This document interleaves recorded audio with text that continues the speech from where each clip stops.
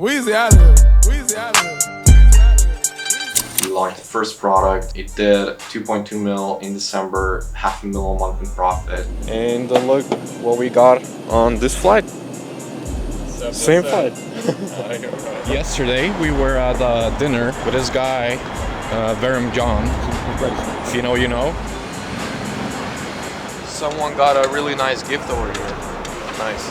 We were looking at the rose gold chocolate dial Daytona, Michelin star restaurant food, but we're on the bench. So yeah guys, if there would be one single idea that I want you to walk away with after watching this video, that would probably be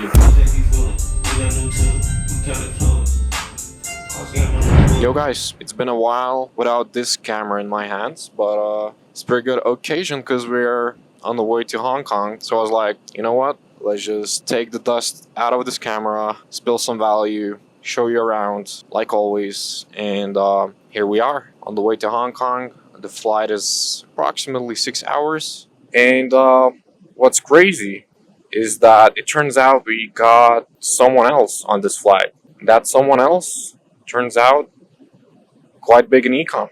And look what we got on this flight. Same flight.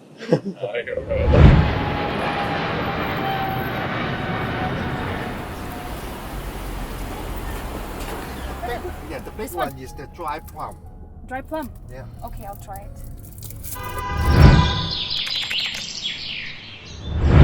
We're in Hong Kong. We're officially in the hotel.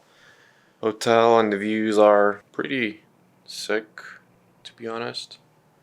Now talking about 2025, what happened, where I've been, because I've been quite active on YouTube, on Twitter. Early 2025, we've been doing those trips. We went to New York and Miami and Dubai, and then we had a Europe trip and some amazing videos and all. But just to give you a quick update, somewhere around May 2025, after all of these trips, after catching up with e-com guys, with let's say friends, clients, whatever, I was just like, it's just time.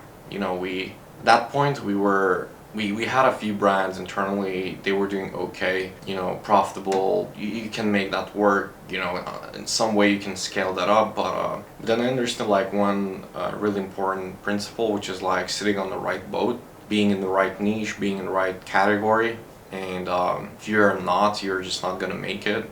That's like a fact. And then I was like, in terms of our own brands, we're definitely not on the right boat. In terms of agency, we're at a really good position in terms of team, in terms of structures, process, like we can make things work. And like I was telling you before, we have the right hierarchy, we have the system, and we know how to make things work. And if we look at the data, like in terms of how many clients achieve the KPI that they want to achieve when hiring us, it's been in place, and things were moving along, and they were looking really good in terms of agency side of things. So then I was like, what if we once and for all pick the right boat, pick the right niche, pick the right let's say tool, and scale our own brands, push those up, hit at least like 2, 3, 4 mil a month, and then just take it from there, take it into 2026 and ramp it up. So that's exactly what happened in June.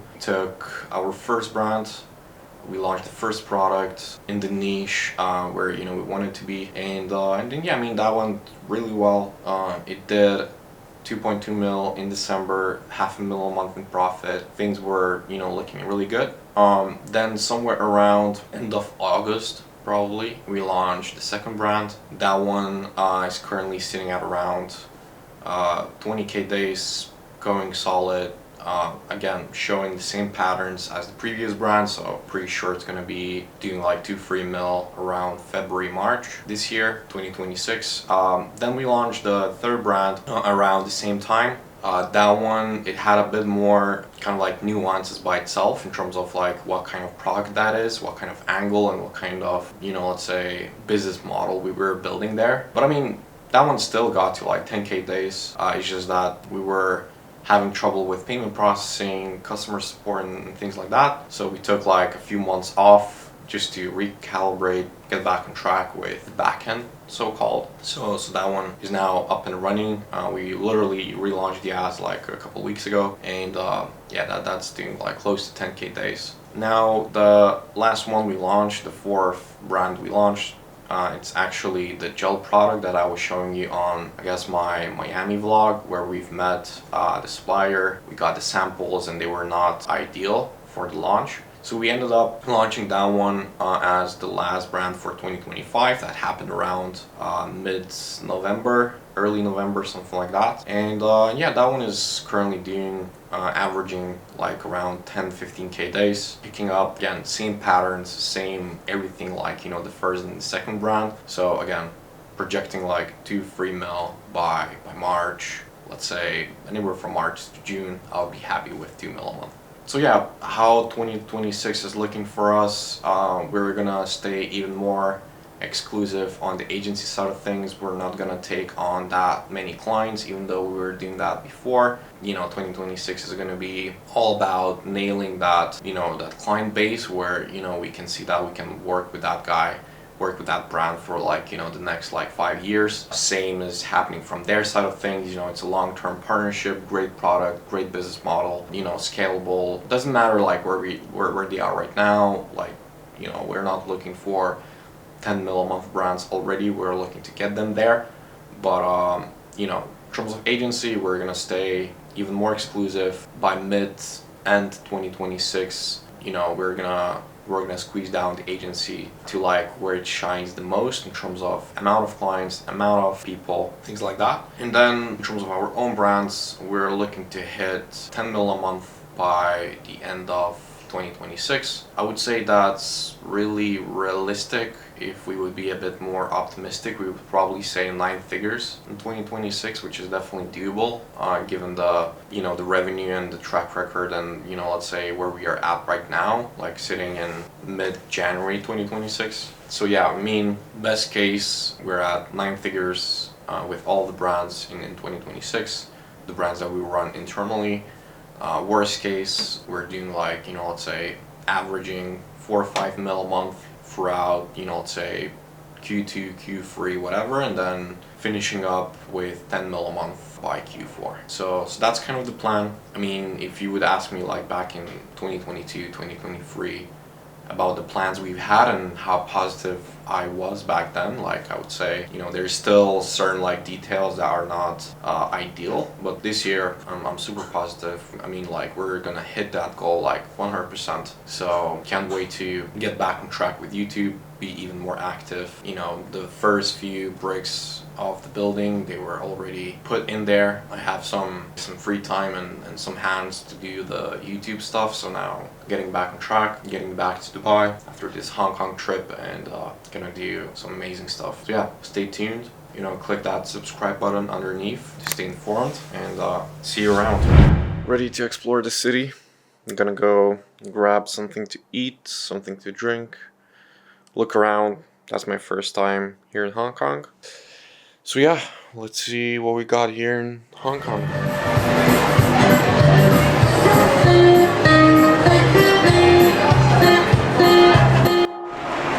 We're in the central area, and to be honest, it looks like New York would have a baby with Asia. The exact same thing.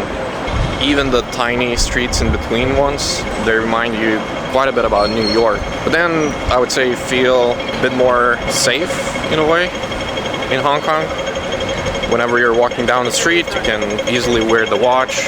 You can skip worrying about your phone getting stolen and stuff. So that's the thing I like about Hong Kong. And I would say it's just way more diverse. Because if you look around, it has way more green. It has mountains. You can do the hiking. You can, you know, do the shopping. It literally has like 20, 30 different malls around the city, especially the central area. So yeah, I would say it's just in general, you know, way more diverse. You feel safe, but then at the same time, it reminds you quite a bit about New York. So yeah, to be honest, I like it. I like it so far. By the way, yesterday we were at dinner with this guy, Verum John. If you know, you know. So yeah, it was really cool to meet someone local. I mean, not necessarily local, but someone from Asia who actually lives in China, who spends the time in factories and, you know, with the local people. So yeah, we got to know quite a bit around the supply chain, manufacturing.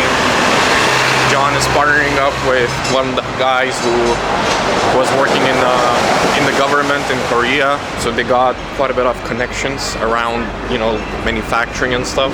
So yeah, pretty cool experience. And yeah, we talked quite a bit about marketing, which we touch on a bit later in the vlog. We'll show you around on ad creatives and mechanisms and root causes and stuff, because we got quite a bit of tips in there. Waiting for the red taxi, the OG taxi here in Hong Kong, and gives you that extra touch, that feeling, the vintage feeling of Hong Kong. Even if you compare that to New York, they don't have these old ones, the yellow ones, just, you know, upgraded, modern.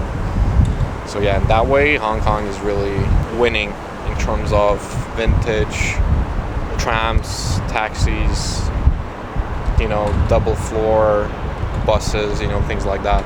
So now we're gonna grab a cab. We're gonna head towards a watch market. We're gonna try to scout some pieces. We're gonna have a look. I'm trying to get a Tech, so maybe there's gonna be some over there. If not, we're planning the trip to Japan in April, so then it's gonna be the one for Japan. Yeah, let's see. Look at the Porsche. Someone got a really nice gift over here. It's probably, oh, that's Targa. That's a rare one. Nice. So as you can see, gives you the feeling, all the details. Super nice. I hope they're not gonna remove those anytime soon. We'll take you feeling, we not new to it, we counted fluid. House game on the wood, my cup filled with mud. I came out the hood. Sometimes I guess. We were looking at the rose gold chocolate dial Daytona, and here they have the black dial. And GMT Masters, I guess, if they're vintage, they're not called Pepsi. They're called Coke. Because back in the day, they were a bit darker on that one. Yeah, let's go see what they have to offer. Yeah, so they had a Daytona, but that was the black dial with the red detailing, 216 or 217. So not that interesting. Let's continue. There's one with the white one.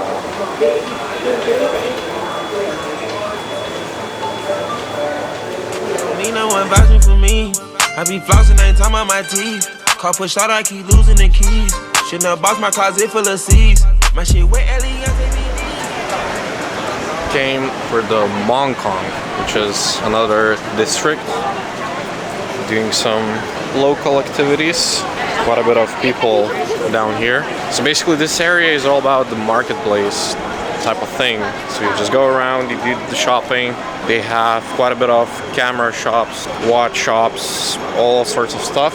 Even the whole sneaker street. So yeah, we're just looking around, trying to scout for some watches.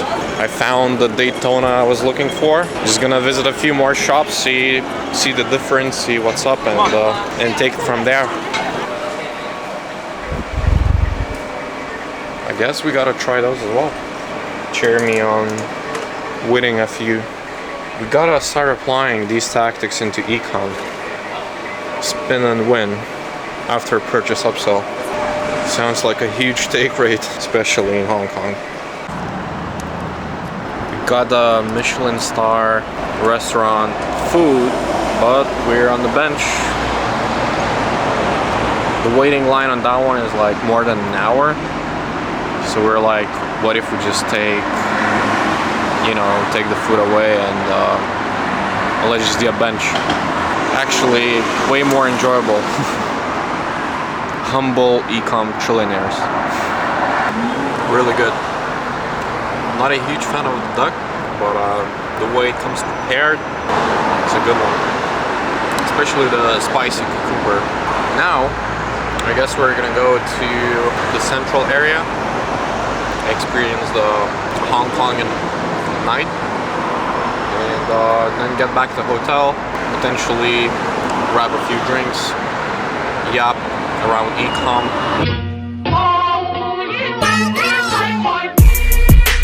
别墅里面唱 K， 水池里面饮龙鱼，我送阿叔茶去。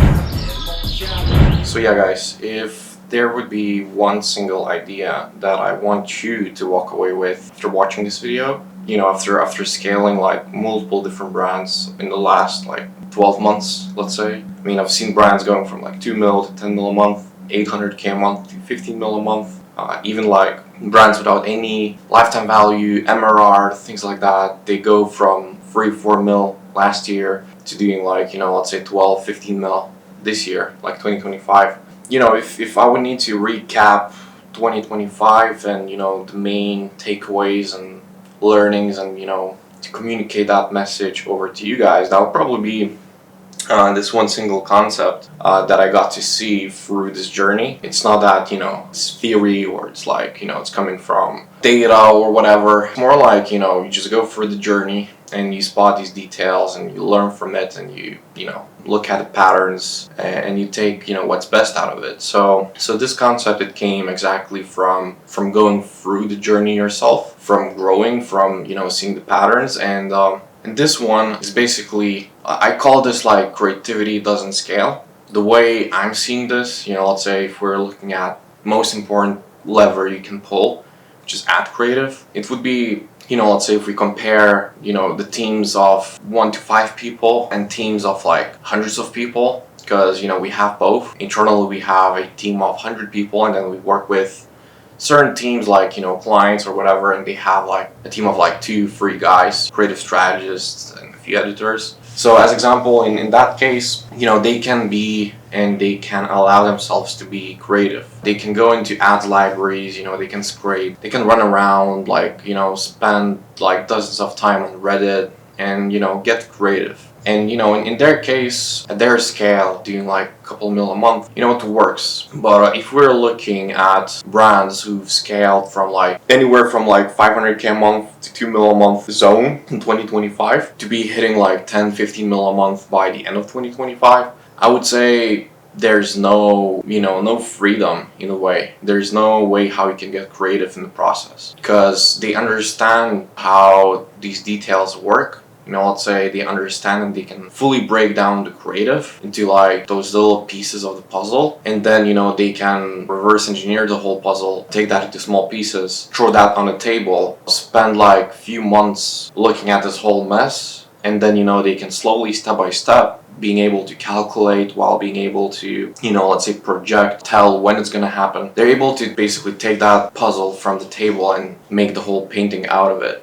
So that's probably one of the main things, because, you know, if you are a team of 100 people, like, you know, we are at this point, you know, you cannot be like, oh, let's go in the ads library and let's find that out. Or let's go on the Reddit and let's just find something. You know, it's just too broad, too general. Probably only like 1% of the team, they will understand like how to do that. It's just impossible. So in that case, you should nail the breakdown. You should understand like step by step how the winning ad is made. And then you should be able to put that in the process, have, you know, certain flows, you know, let's say flow on like how you know, let's say come up with a winning concept, a flow of how you reactivate a winning concept, a flow of, you know, what do you do whenever something is dying off. You know, let's say you found a winner, it went pretty well for a few weeks, now it died down. What do you do? Like ABC, 1, 2, 3. You know, it's just like, you know, it should be that whole process based on, you know, case by case, based on what do you need, when is that happening. You know, you should be able to tell exactly how it's made, how it's structured, what are, you know, the upsides, the downsides, inefficiencies, whatever. You know, all you do, you come up with a company, team, hierarchy system, and then you don't need and you don't have to, you know, go in and go like, you know, talk to everyone. You just talk to like, 2 or 3 guys who are, the key in this process, and then, these 2 or 3 guys, they talk to another like 10 or 15 guys, and then these 10, 15 guys, they talk to like the rest. So that's pretty much how we're approaching it, how we've been able to scale our own brands from like literally 0 to 2.2 mil a month in 2025, because we launched one brand back in June, end of June, and in December it did 2.2 mil with $500,000 in profit.